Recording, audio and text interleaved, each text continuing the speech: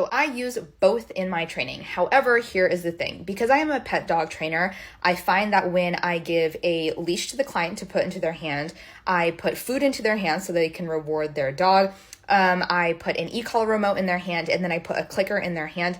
It is way too many things. And for those of you that are trainers, or maybe you are an owner, you know how challenging it can be for other individuals to actually just hold a leash correctly. And so when you start putting a lot of things into their hand, timing goes out the window, things get really confused. And so for the dogs that I train, I use verbal markers. For my own personal dog, and especially for things like shaping, I use the clicker. However, there are some client dogs that I do train, like when I do muzzle conditioning, for example, or some counter conditioning and desensitization, I will bring out my clicker. But for the most part, client dogs, verbal markers, personal dog, clicker.